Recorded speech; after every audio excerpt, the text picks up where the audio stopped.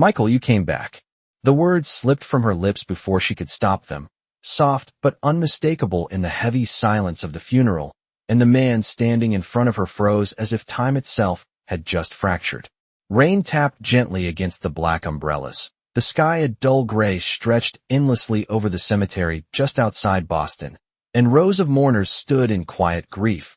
But in that single moment, everything seemed to narrow to the space between them. Emma Hayes stood there in a simple black dress that did not quite fit right, her hands trembling slightly as she stared at the stranger she had just called by the wrong name. Except something about the way his eyes darkened told her it was not just a mistake. It was something deeper, something buried. He did not correct her. He did not move. He just looked at her, as if she had reached into a part of his life no one was supposed to touch. Before continuing, comment where in the world you are watching from, and make sure to subscribe because tomorrow's story is one you cannot miss.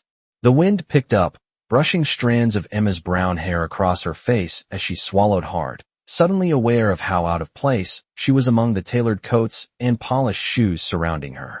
She had only come because the elderly woman she cared for had once whispered this name, Michael, over and over in her sleep, like a ghost she could not let go. And when Emma saw the man standing near the casket, tall, composed, distant, something inside her had broken through logic and spoken for her. I am sorry, she said quickly now, her voice barely steady. I thought you were someone else. But even as she said it, the man did not look convinced. His gaze remained locked on hers, sharp, searching, as if trying to understand how a stranger in worn shoes and a borrowed coat could possibly know a name that had been erased from his world years ago. Around them, the service continued, a low murmur of prayers and quiet sobs, but neither of them seemed to hear it anymore. He finally spoke, his voice calm, but carrying an edge that made her chest tighten. Who told you that name? Emma hesitated, her heart pounding, unsure whether she had just made the biggest mistake of her life or stepped into something she could not walk away from. She glanced at the casket, then back at him, realizing too late that this was not just any man. There was authority in the way people avoided interrupting him, respect in the subtle distance they kept, and something else, something powerful. She shook her head slightly, instinct telling her to retreat. It was nothing, she said, trying to step back, but he moved just enough to block her path, not aggressive, not forceful, but certain. It was not nothing, he said quietly. And in that moment, as thunder rumbled faintly in the distance and the first drops of heavier rain began to fall, Emma Hayes understood that the name she had spoken did not belong to the past alone. It belonged to him, to his story, and now, somehow, to hers as well. Emma did not answer him right away because the weight in his voice made it clear this was no ordinary question, and whatever she said next would matter more than she understood. In that moment the rain began to fall harder, tapping against the black umbrellas like a quiet warning, and the crowd shifted slightly as the priest continued speaking, but the space between them remained locked in a strange stillness. She swallowed and looked down at her hands before finally speaking. It was someone I take care of. Her voice was soft, careful. An older woman, she says that name sometimes like she is remembering something she cannot forget.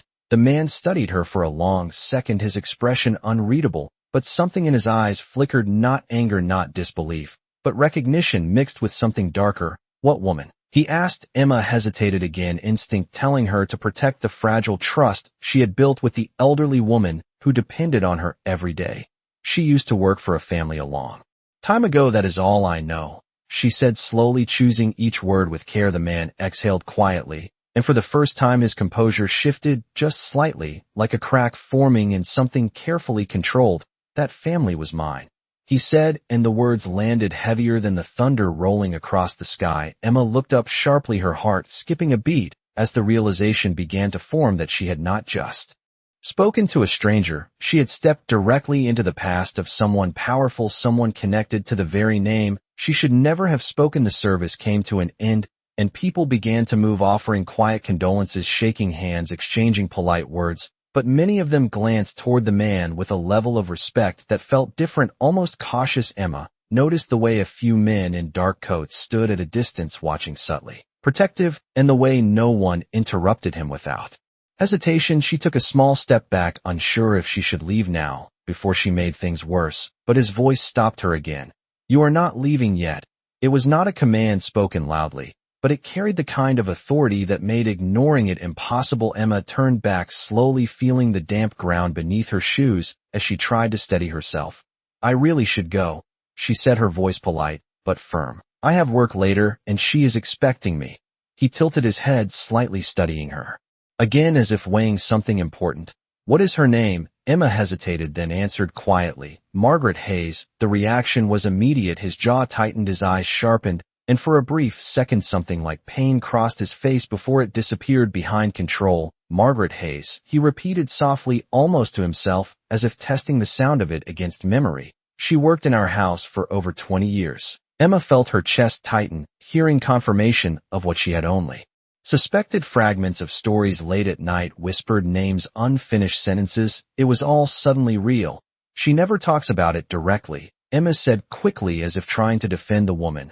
"Only in pieces, like dreams she cannot hold on to." The man nodded once, slow, deliberate, then stepped slightly closer, not invading her space, but close enough that she could see the faint lines of exhaustion beneath his composure. "And yet she said that name to you," he said. Emma nodded, unable to deny it. "Many times," she admitted, "always the same way, like she is waiting for him to come back." The wind shifted again, colder, now carrying the scent of wet earth, and something heavier, something unresolved. The man looked toward the casket for a brief moment, then back at Emma, and when he spoke again, his voice was quieter but more dangerous in its certainty. "Michael is dead," he said. "He has been dead for many years." Emma felt a chill run through her, not from the rain, but from the finality in his tone, and yet something inside her resisted that certainty, because the way Margaret spoke, the way she held on to that name, did not feel like grief alone. It felt like unfinished truth.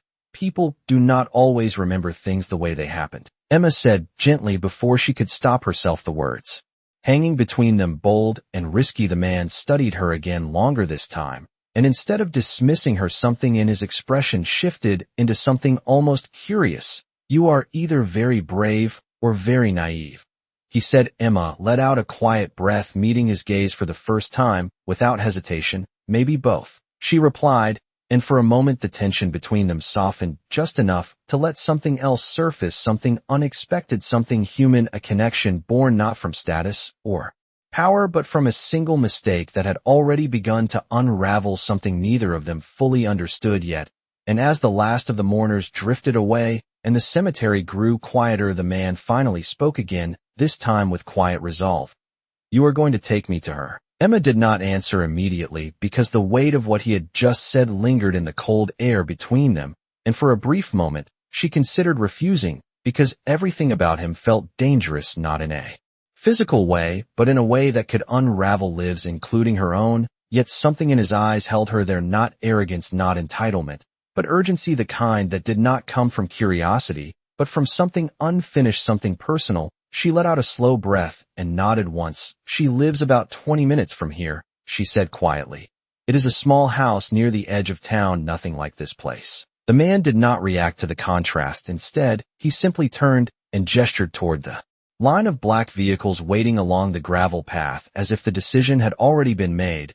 "Then we should not waste time," he said. Emma hesitated again, looking at the polished cars, the drivers standing by the open doors, the quiet efficiency of people who moved around him without needing instruction, and for the first time, she felt the full weight of who he might be, not just someone connected to wealth, but someone at the center of it. She shook her head slightly. "I can take the bus," she said instinctively. "I always do." He paused, then looked back at her with something almost like disbelief, softened by restraint. "You are not taking a bus in this weather," he said, and without raising his voice, he opened the rear door of one of the vehicles himself. The gesture was simple, but it carried a quiet insistence. Emma stood there for a second longer, the rain soaking through the thin fabric of her coat, before she finally stepped forward and slid into the seat. The interior was warm, almost too warm compared to the chill outside, and it smelled faintly of leather and something clean, something controlled. The man followed, sitting across from her. As the door closed and the world outside became muted, the car began to move smoothly down the long drive, leaving the cemetery behind, and with it the fragile boundary that had kept their lives separate. Emma folded her hands in her lap, trying to steady the nervous energy building inside her. "I still do not know your name," she said after a moment, the words careful but honest. He watched her for a second, as if deciding whether to answer. then finally spoke, Julian Cross. The name settled between them, and even if she did not fully understand its weight, yet it carried something unmistakable, something that explained the way people had looked at him, the way the world seemed to shift around his presence. Emma nodded slowly, committing it to memory.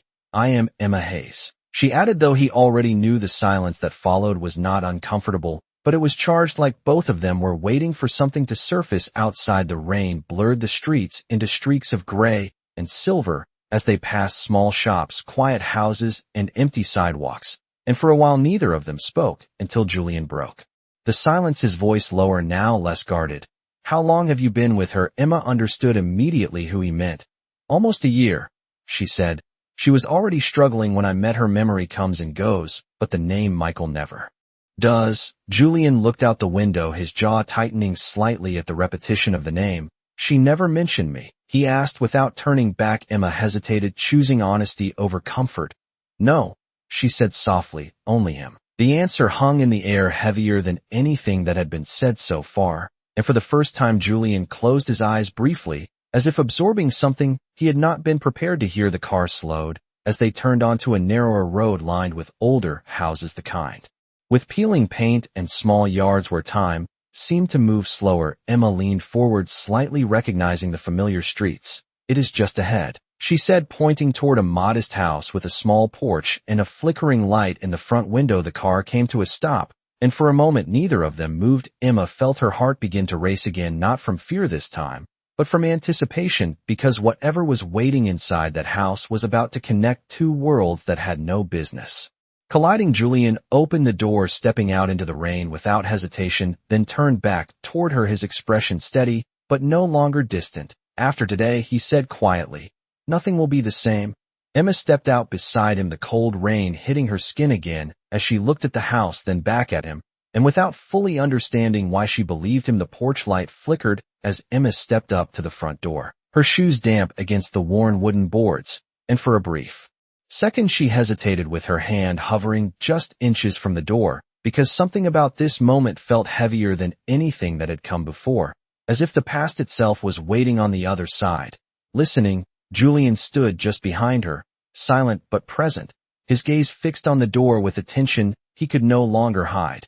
Emma finally knocked, soft at first, then a little firmer, and the sound echoed faintly inside the quiet house.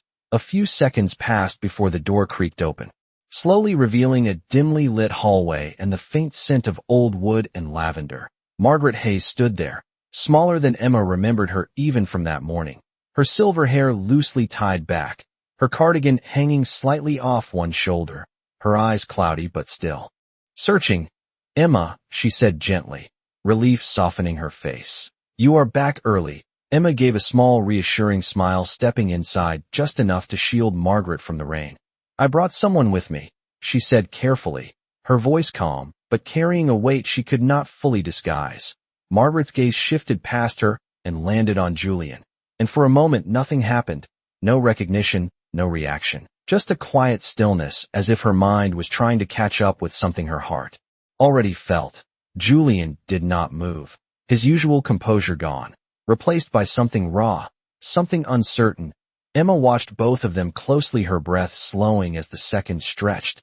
Then suddenly Margaret's expression changed, her eyes widening just slightly, her lips parting as if a name was forming before she could stop it. Michael, she whispered, her voice trembling with a mixture of disbelief and fragile hope. The words seemed to cut through the air sharper than anything that had come before. Julian inhaled sharply but did not respond, his hands tightening at his sides as if holding himself in place. Emma felt a chill run through her as she stepped back, fully allowing the two of them to face each other without interruption. Margaret took a slow step forward, her gaze never leaving Julian's face. You look older, she said softly, as if speaking to someone who had only been gone a short time rather than years. But I knew you would come back. Julian closed his eyes briefly, the weight of her words pressing against something deep inside him. When he opened them again, there was a conflict there, something between correction and surrender. My name is Julian, he said finally, his voice low but steady, the truth placed carefully between them, like something fragile that could shatter if handled too harshly. Margaret frowned slightly, confusion flickering across her face, but it did not replace the certainty she felt. "No," she said, gently shaking her head. "You are Michael, you." Always were. Emma stepped closer, sensing the tension building. "Margaret, this is Julian Cross," she said softly, trying to ground the moment in reality. But Margaret barely seemed to hear her. Instead, she reached out her hand, trembling slightly, as she touched Julian's sleeve, as if confirming he was real. "They told me you were gone," she continued, her voice growing more emotional. "But I knew that was not true. I felt it every night." Julian did not pull away from her touch, though his expression tightened with something that looked like pain mixed with disbelief. "Michael is gone," he said again, quieter this time, as if repeating it made it more real. Margaret's hand dropped slowly, and for a moment the room fell into a heavy silence, broken only by the faint ticking of an old clock somewhere deeper in the house. Emma watched as Margaret's face shifted again, not into acceptance, but into something else, something more complicated. Her eyes moved between Julian's face, searching for something deeper than the name itself. "Then why do you have his eyes?" she asked softly, the question landing with a quiet intensity that neither Emma nor Julian could ignore. Julian did not answer immediately because there was no simple answer to give, and for the first time since Emma had met him, the man who carried himself with absolute control seemed uncertain, truly uncertain.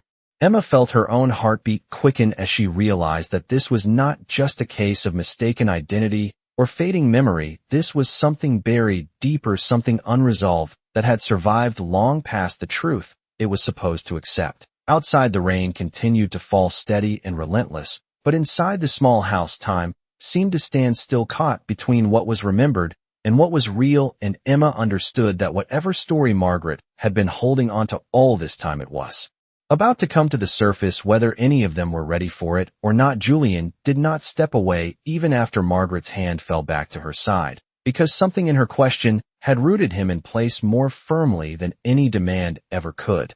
The room felt smaller now, as if the walls themselves were closing in on a truth that had been waiting too long to be spoken. Emma moved quietly toward the small table near the window where a stack of folded papers and old photographs rested. She had seen them before, countless evenings spent listening to Margaret drift between memory and silence.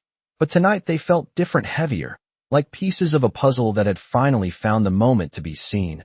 "Margaret," Emma said gently, trying to guide her away from the growing tension, "maybe we should sit down." Margaret did not respond at first, her eyes still locked on Julian's face, searching, measuring, remembering something deeper than names.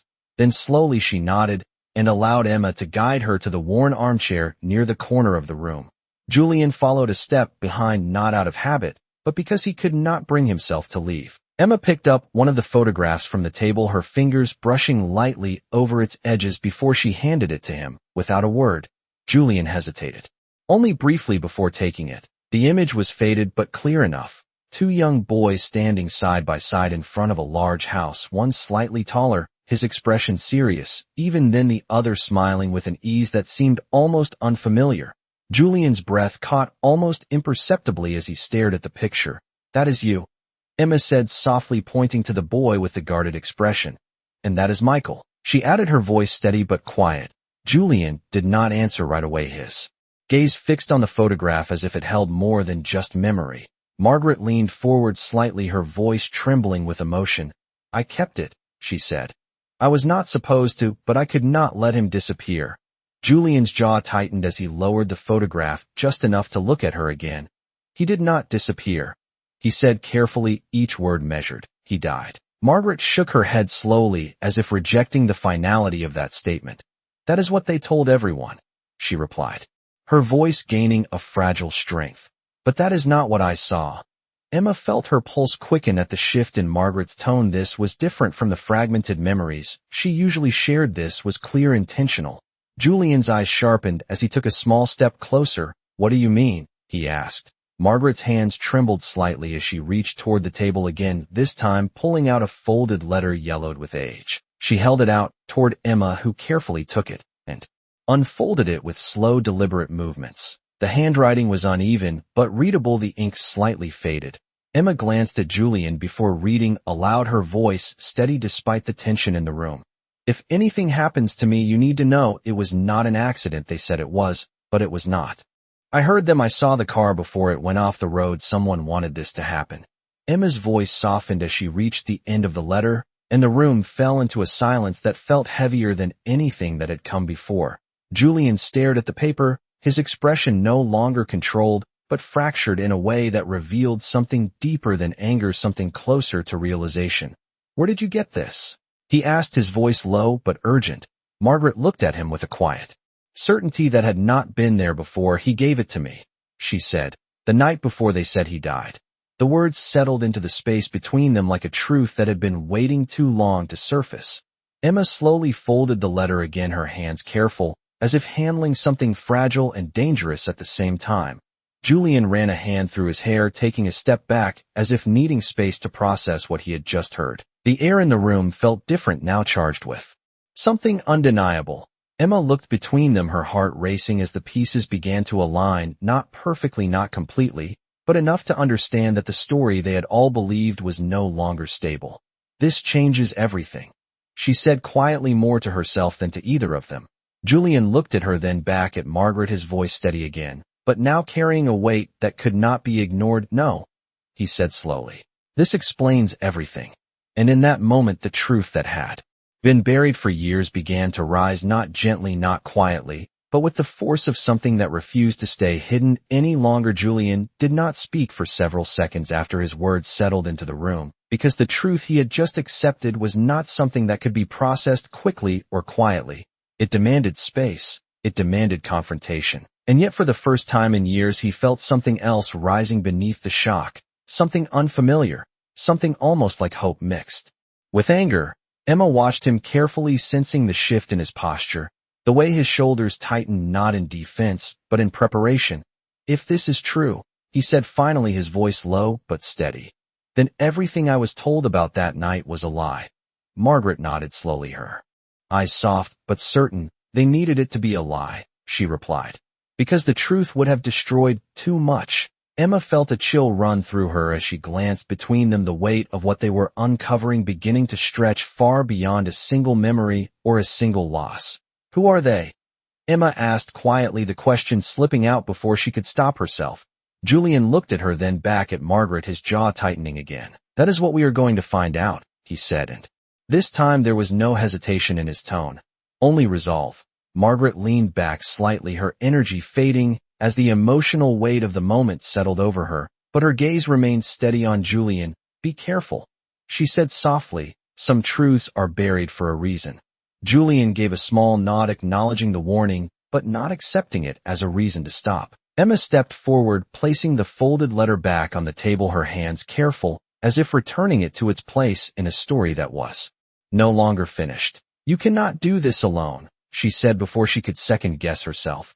Julian looked at her again, and this time there was something different in his expression, not just curiosity but recognition. I have done everything alone for a very long time, he replied. Emma held his gaze, refusing to step back this time. That might be why you never found the truth, she said quietly, the words bold but not confrontational. Julian studied her for a moment longer, then let out a slow breath, something in his stance easing just slightly. Then I suppose you are not going to let this go either, he said. Emma shook her head. I cannot, she answered simply. Margaret trusted me with this, even if she did not realize it. The silence that followed was no longer tense, but purposeful, like something had shifted between them, something unspoken but understood. Julian turned toward the door, glancing briefly at the rain still falling outside, then back at Emma. There are records, he said. Reports from that night, statements that were filed and buried. Emma nodded, already stepping closer, as if ready to follow wherever this path would lead. Then we start there, she said.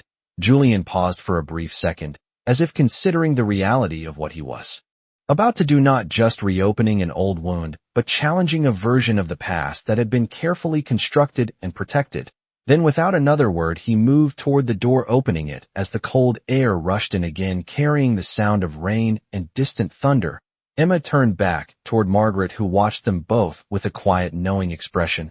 I will be back soon, Emma said gently. Margaret smiled faintly, her eyes soft, but filled with something deeper than comfort. You already opened the door, she said. Now you have to walk through it.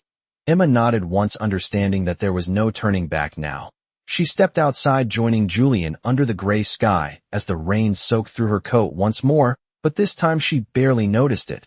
The car was already waiting, the driver standing by, as if anticipating their return. Julian opened the door again, but this time there was no hesitation, no pause, just movement forward. Emma slid into the seat beside him. Instead of across from him, the distance between them closing in a way that felt both natural and significant. As the car pulled away from the small house and back onto the quiet road, Emma looked out the window for a moment, watching the familiar streets fade behind them before turning back to Julian. "Where are we going?" she asked. Julian did not look at her immediately, his gaze fixed ahead, as if already seeing the next step clearly. "To the place where they decided what the truth should be," he said quietly. Emma felt a shiver run through her, not from fear, but from the certainty in his voice, because whatever they were about to uncover, it was not just going to change the past, it was going to change everything that came after it. And for the first time, since she had spoken that name at the funeral, she understood that this was no longer a mistake. It was the beginning of something that neither of them could control. The car slowed as it turned into a wide driveway lined with tall stone pillars that rose like silent guardians against the gray sky, and Emma felt her breath catch slightly as the building came into view. It was not just large, it was imposing, a structure of glass and steel that reflected the storm above like a mirror of controlled power. Julian did not say anything as the car came to a smooth stop, but the shift in his posture was enough to tell her that this place meant something more than business. It meant control, it meant history, it meant decisions that shaped lives without asking permission. "This is Cross Group headquarters," he said finally, his voice calm, but carrying an edge that had returned stronger than before. Emma stepped out of the car beside him, her shoes hitting the polished pavement as she looked up at the towering building. People moved quickly near the entrance, dressed in tailored coats and sharp suits, their steps precise, their attention focused. But the moment Julian appeared, everything shifted subtly. Conversations paused just slightly. Eyes turned, then quickly looked away. Doors opened without being asked.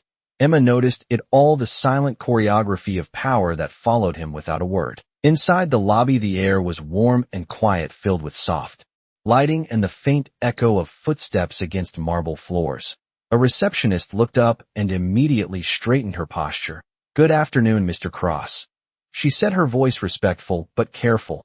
Julian gave a brief nod, not stopping as he walked past, and Emma followed, trying to keep pace, her senses overwhelmed by the sudden transition from the small worn house to this controlled environment where everything felt intentional. They entered a private elevator without waiting, and as the doors closed, Emma finally spoke.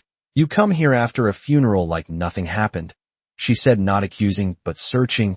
Julian did not look at her at first, his reflection steady in the mirrored wall. "That is exactly why I come here," he replied. "This is where things are decided, and if the truth was buried, then it started somewhere like this." The elevator moved smoothly upward, the numbers changing in silent sequence, and Emma felt a strange tension building, not just from what they might find, but from the man standing beside her, who seemed to exist in two worlds at once. When the doors opened, they stepped into a quiet hallway lined with dark wood and glass offices, each one closed, each one holding its own version of authority. Julian walked with purpose, now stopping in front of a large office at the end of the hall. Without knocking, he opened the door and stepped inside. Emma followed and immediately felt the difference in the room. It was not just an office, it was a space designed for control. A large desk faced the windows overlooking the city, and behind it stood a man who did not look surprised to see them.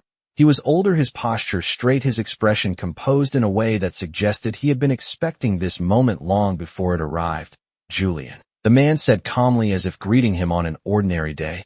"I was wondering how long it would take." Emma felt her pulse quicken at the familiarity in his tone as Julian stepped further into the room, his expression now completely unreadable. "You knew," Julian said, his voice low but sharp. The man smiled faintly, not with warmth, but with acknowledgement. "I knew the past has a way of returning when it is disturbed," he replied.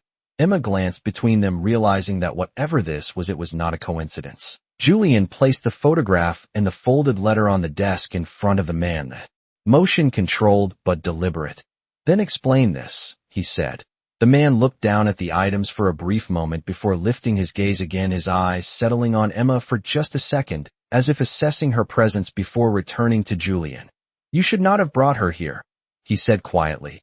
Julian did not react to the comment. Instead, his focus remained fixed. "Answer the question," he said. The tension in the room thickened as the man leaned back slightly, his hands resting on the desk as if considering how much to reveal and how much to hold back. "Your brother was not supposed to survive that night," he said finally, his voice even but carrying a weight that made Emma's breath catch. Julian's expression did not change, but something in his eyes shifted into something darker, something dangerous. "So it was not an accident," Julian said. The man shook his head slowly. "No," he replied. "It was a decision." And in that moment Emma realized that they had just crossed a line that could not be undone, because the truth was no longer a possibility, it was a reality, and it was far more dangerous than either of them had been prepared for. The words hung in the air, like something irreversible, and for a moment no one moved, not Emma, not Julian, not even the man behind the desk, because once a truth like that was spoken, it could not be taken back, and the silence that followed felt heavier than the confession itself. Emma felt her chest tighten as she looked at Julian, expecting anger or shock, but what she saw instead was something far more controlled, far more dangerous. His stillness was not calm, it was restraint, the kind that came just before something broke. "Say that again," Julian said quietly, his voice steady but edged with something sharp. The man did not hesitate. "It was not an accident," he repeated. "It was decided long before that car ever left the road." Emma felt her breath catch as the reality settled deeper into the room. This was not speculation, this was admission. Julian stepped closer to the desk, his movements slow, deliberate. "By who?" he asked, the question simple, but loaded with years of silence. The man met his gaze without flinching. "By those who understood what Michael represented and what he threatened to become." Julian's jaw tightened. "He was my brother," he said. "Not a threat." The man shook his head slightly. "You were the heir, Julian. He was the risk. He did not follow rules. He did not accept limits. And in a world like ours that makes a person dangerous." Emma could not stay silent any longer. "So you decided he had to die," she said, her voice cutting through the controlled tension. The man looked at her again, this time with less dismissal and more acknowledgement. "It was not that simple," he replied. "Decisions like that are never simple, but they are necessary." Julian's hand slammed lightly against the desk, not out of loss of control, but as a final break in restraint. "Necessary for who?" he demanded, the edge in his voice now unmistakable. The man did not answer immediately, and that hesitation was enough to confirm more than any explanation could have. "For the company," he said finally, "for the stability of everything your family built." Emma felt a surge of disbelief mixed with anger. "You were talking about a life like it was a business problem," she said. Julian did not look at her, his focus still locked on the man in front of him. "And you expected me to never question it," he said quietly. "You expected me to believe the version you gave me and move on." The man exhaled slowly. "That was the intention," he admitted, "and for many years it worked." The truth of that statement cut deeper than anything else, because it was not just about what had been done, it was about how easily it had been accepted. Julian took a step back now, as if creating space between himself and everything he had just heard, but his expression had changed completely. The distance that once defined him was gone, replaced by something far more personal, far more human. "You buried him," Julian said. "Not just his body, but his truth." The man did not deny it, because truth can destroy more than lies ever will, he replied. Emma shook her head slowly, unable to accept that logic. "No," she said firmly. "Truth does not destroy, it reveals what was already broken." Julian finally turned toward her for a brief second, and in that moment something passed between them, something unspoken but powerful, a recognition that they were now standing on the same side of something neither of them had expected to face together. He turned back to the desk, his voice steady again, but no longer restrained. "This ends now." He said the words simple, but carrying the weight of a decision that would ripple far beyond this room. The man studied him carefully, as if measuring the consequences of what was about to unfold. "You are not prepared for what happens if this comes out," he said. Julian held his gaze without hesitation.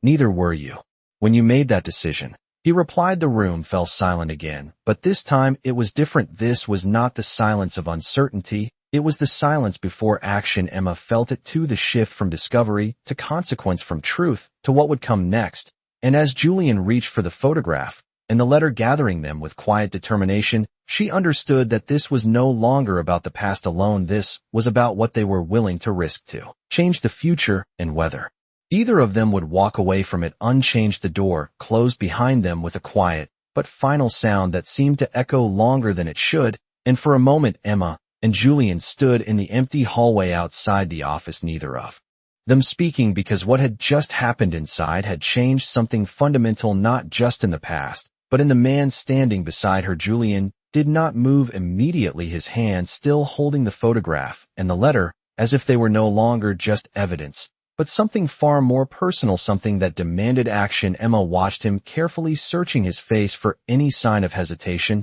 but there was none. The distance that once defined him was gone, replaced by a clarity that felt almost unsettling. "What are you going to do?" she asked softly, her voice breaking the silence. Julian turned slightly toward her, his expression steady, but no longer guarded. "I am going to tell the truth," he said simply, and the certainty in his tone made it clear this was not a decision he had just made. It was something that had been building from the moment she spoke that name at the funeral. Emma felt a mix of relief and fear settle in her chest, because the truth might bring justice, but it would also bring consequences. "They are not going to let you do that easily," she said. Julian gave a faint, almost humorless smile. "They already had their chance to stop me," he replied before stepping forward and pressing the elevator button. The doors opened almost instantly, as if the building itself was responding to him. But this time the ride down felt different, heavier, more urgent. When they reached the lobby, the atmosphere had shifted. Subtle but undeniable conversations lowered as they passed. Eyes followed them more openly now, whispers forming just out of reach. Emma could feel it, the ripple of something changing before it had even been announced. Outside, the rain had not stopped, but it had softened into a steady fall that blurred the edges of the city. Julian did not head toward the car this time. Instead, he stopped just beyond the entrance, his gaze lifting toward the towering building behind them, as if seeing it differently for the first time. "There is a press conference scheduled this afternoon," he said. Emma looked at him surprised. "You are going to do it today?" she asked. Julian nodded once. "If I wait, they will find a way to bury it again," he said. Emma stepped closer, her voice lower, now more urgent.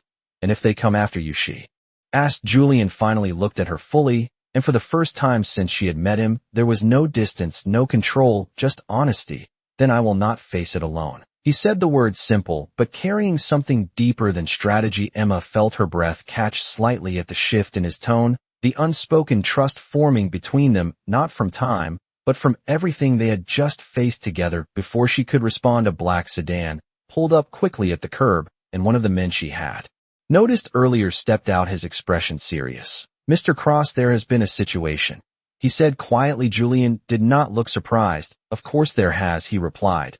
"What is it?" The man hesitated just long enough to make Emma's pulse quicken. "There was an incident at the Hayes residence," he said. Emma felt the world tilt slightly beneath her feet. "What kind of incident?" she asked, her voice sharper than she intended. The man glanced at her, then back at Julian.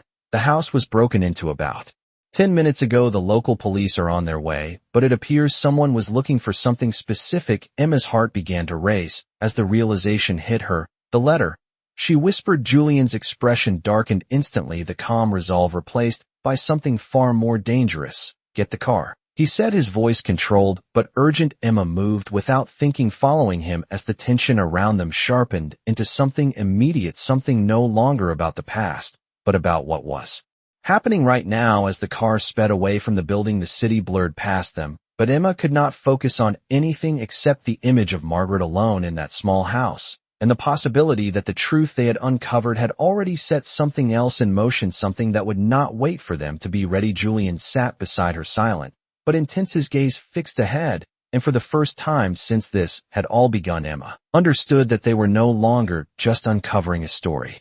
They were now part of it, and whatever came next, it was already moving faster than either of them could control. The car came to a sharp stop in front of the small house, and before it had fully settled, Emma was already reaching for the door, her heart pounding so hard it drowned out everything else. The rain hit her face as she rushed forward, barely feeling the cold, as fear pushed her faster than thought. "Margaret," she called out as she ran up the porch steps. The front door was slightly open, and that alone was enough to confirm everything had already gone wrong. Julian was right behind her, his presence steady but charged with urgency. As he stepped inside, scanning the room in a single controlled glance, the house looked the same at first.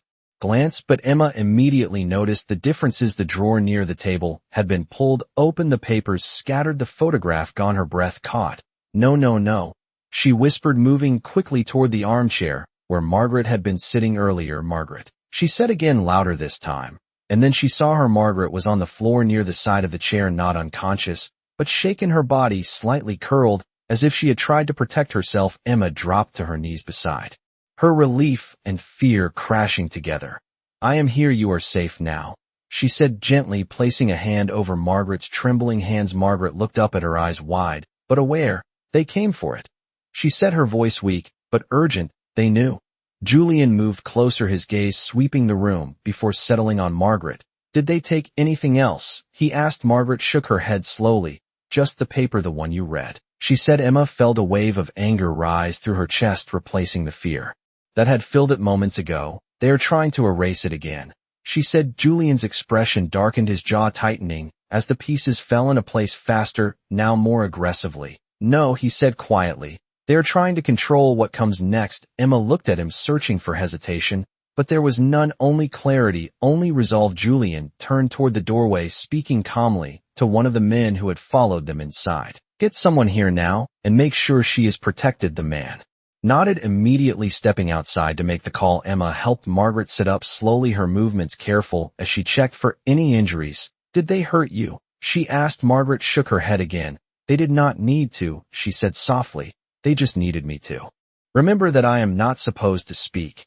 Emma felt her chest tighten at the words, the quiet threat behind them clearer than anything physical. Julian stepped closer, kneeling slightly, so he was at eye level with Margaret, his voice softer now, but no less serious. You did nothing wrong, he said. Margaret looked at him with a mixture of sadness and certainty. I already did something wrong years ago, she replied.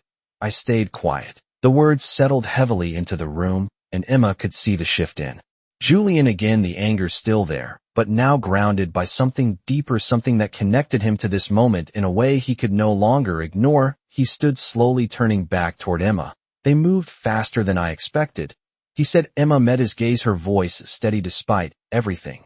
Then we moved faster than them, she replied. Julian held her gaze for a second longer, and this time there was no question, no distance, just agreement. He reached into his pocket, pulling out his phone. Already dialing. Set it up now, he said as soon as the line connected.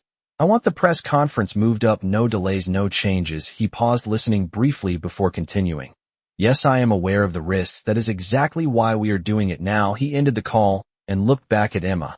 They wanted to silence the past, he said.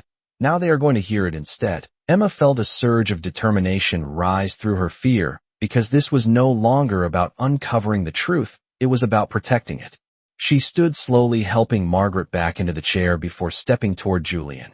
I am coming with you, she said without hesitation. Julian studied her for a brief moment, as if considering the weight of what that meant, then gave a small nod. You already are, he replied. Outside, the sound of approaching sirens began to fill the air as the rain continued to fall, steady and relentless. And inside the small house, Emma realized that the line between their lives had been crossed completely. There was no going back, only forward, and whatever came next, it would not be hidden again. The press room was already filling by the time Julian and Emma arrived, and the shift from the quiet chaos of the small house to the sharp intensity of flashing lights and murmuring reporters felt almost unreal. Emma stood just behind Julian as they moved through the corridor leading to the stage, her heart still racing, but now steady with purpose. The air was charged with anticipation. Cameras lined the front rows, microphones adjusted, hands ready to capture every word and every reaction. Julian stopped just before stepping into view, his posture straight, his expression calm, but no longer distant. Emma could see it now clearly. This was not the man who had stood silent at the funeral. This was someone who had made a decision he could not take back. Once you say it, there is no undoing it, Emma said quietly, her voice low enough that only he could hear. Julian turned his head slightly toward her, and for a brief moment the tension in his expression softened. It was never meant to be undone, he replied. Then, without hesitation, he stepped forward into the light. The room fell into immediate silence as his presence commanded attention, not through force but through expectation. Every camera focused, every voice quieted, waiting. Julian stood behind the podium, his hands resting lightly on its edges as he looked out over the crowd, and for a moment, He said nothing, letting the silence stretch just enough to settle over everyone present.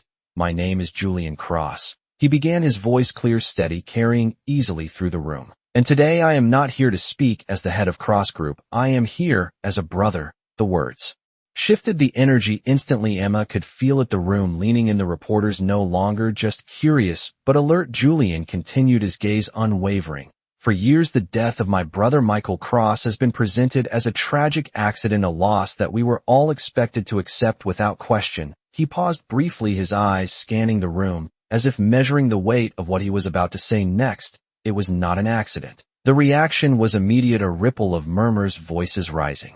Questions already forming, but Julian did not stop. He raised his hand slightly, not to silence them, but to hold the moment steady. It was a decision.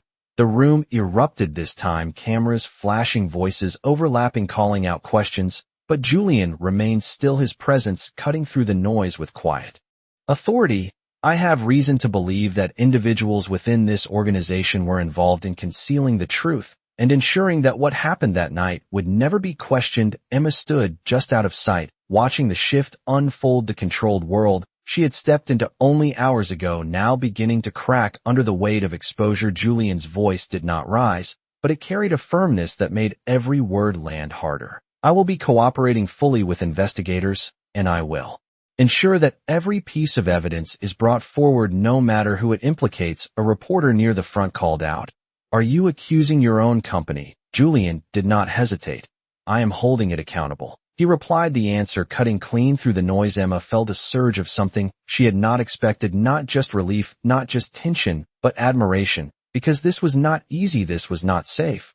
And yet he was standing there choosing it anyway. Another question came louder. Why now? Why speak after all these years? Julian's gaze shifted slightly, just enough to find Emma where she stood behind the lights, and for a fraction of a second, everything else faded. Because the truth was never meant to stay buried forever. He said the words, simple, but carrying something deeper, something personal. Emma felt her breath catch at the way he said it, not just as a statement, but as something lived, something earned. The room continued to buzz with questions, but the direction had already changed.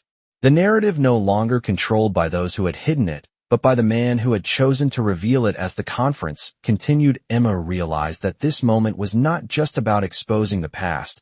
It was about reclaiming something that had been taken, something that had defined Julian's life, without his consent. And as the cameras kept flashing and the voices kept rising, she understood that whatever came next, the truth had already begun to move forward, and there was no force strong enough to stop it. Now the noise of the press room did not follow them when they stepped back into the private corridor, but the weight of what had just been said lingered in the air like something that could not be contained. Emma walked beside Julian in silence for several seconds, both of them absorbing the reality of what had just happened, not just the words, but the consequences already unfolding beyond those walls. Julian slowed his pace slightly as they reached the end of the hallway where a large window overlooked the city. The rain had begun to ease, the clouds breaking just enough to let a pale light through, and for the first time since the funeral, the world outside did not feel entirely gray. Emma stopped beside him, her reflection faintly visible in the glass as she looked out at the streets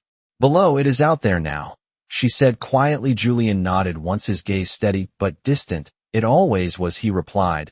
They just made sure no one could see it. Emma turned toward him, studying his face. The tension was still there, but it had changed. It was no longer the tension of restraint, it was the tension of release, like something long held back had finally been allowed to surface. Are you all right? She asked, the question simple but sincere. Julian let out a slow breath, not looking at her immediately. I do not know yet, he admitted, but I know I am no longer standing in something that was built on a lie. Emma felt a quiet understanding settle between them, the kind that did not need to be explained, because they had both stepped into something that had changed them in ways they could not fully measure. Yet before she could respond, footsteps approached from behind, and one of Julian's security team members stepped forward, his expression serious but controlled.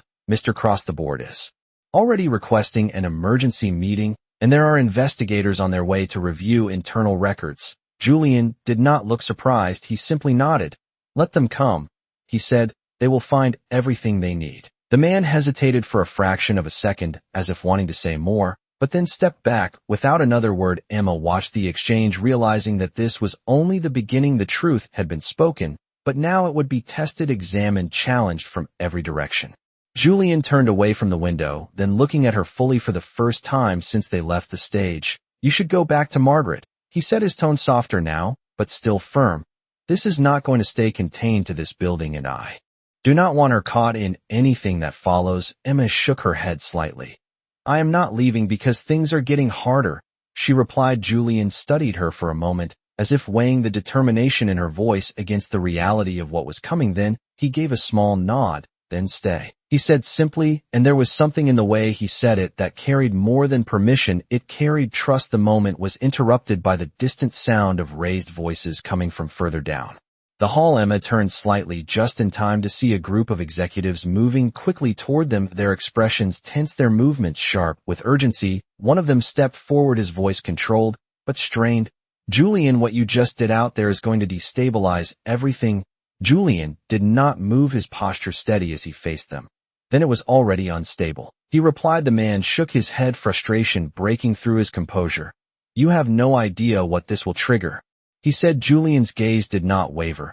"I know exactly what it will trigger," he said the truth. The tension between them hung thick for a moment before the group pulled back, clearly realizing that this was not a conversation they could control. Emma felt the shift again, the divide no longer subtle, but undeniable. This was no longer a unified world, it was a fracture, and Julian had chosen his side. As the hallway grew quiet again, Emma stepped closer, her voice lower now, but filled with something steady.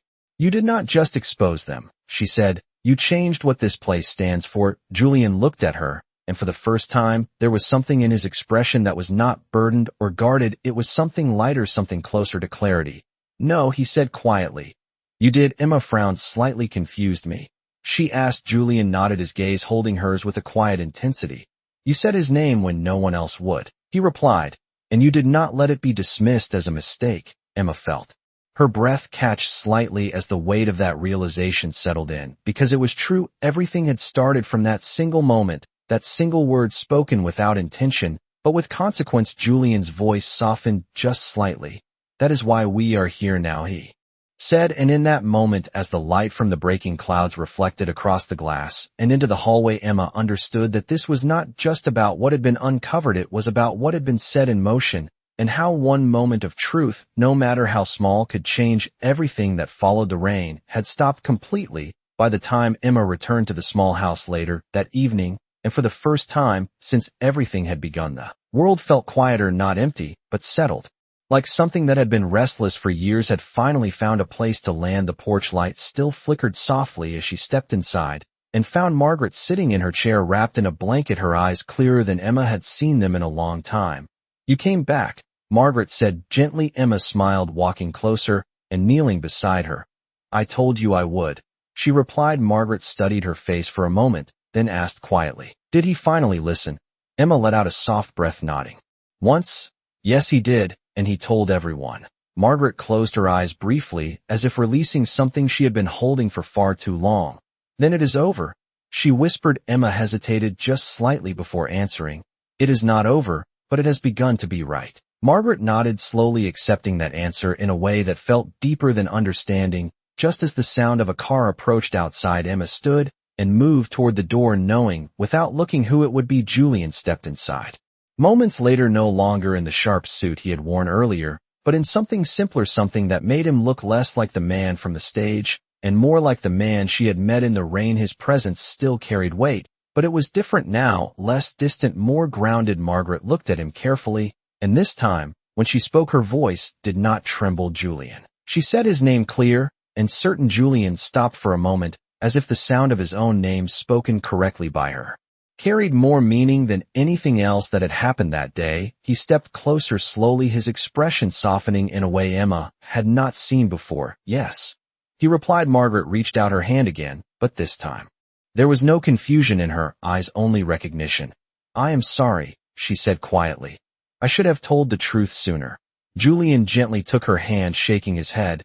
"You kept it alive when no one else did," he said. Margaret gave a faint smile, then leaned back into her chair, the tension leaving her completely, as if she had finally reached the end of something long and difficult. Emma watched them, both feeling a quiet warmth settle in her chest, not dramatic, not overwhelming, but steady, real. Over the Next few weeks, everything that had been hidden began to surface. Investigations confirmed what had once been dismissed. Records were uncovered, statements revisited, and those who had made the decision that night were no longer protected by silence or power. The company changed, leadership structures shifted, and for the first time in years the name Michael Cross was spoken openly, not as a mistake, not as a memory, but as truth. Julian stood at the center of it all, but he no longer stood alone. Emma remained beside him, not because she had to, but because somewhere between a funeral and a single wrong name their lives had become connected in a way neither of them could ignore. One evening, as the sun set over the city, Julian and Emma stood together near the edge of a quiet park, not far from where it had all begun. The air was calm, the light soft,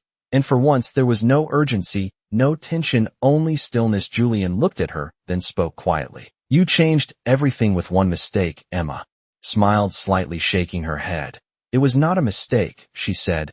"It was something that needed to be said." Julian held her gaze for a moment longer, then nodded, as if accepting that truth fully for the first time. "I spent years living with a version of the past that was given to me," he said. "You gave me the chance to see it for what it really was." Emma felt her breath slow as she looked at him, the man who had once stood behind layers of control, now standing open, real. "And what about now?" she asked. Julian's expression softened again, something unguarded and certain. "Now I choose what comes next," he said, and as he reached for her hand, there was no hesitation, no distance, only a quiet understanding that whatever their lives had been before this moment, they had both stepped into something new, something built not on power or status, but on truth and the courage to face it together. And for the first time since that day in the rain, when she spoke a name she was not supposed to know, Emma realized that some mistakes were never mistakes at all. They were the beginning of everything that was meant to change.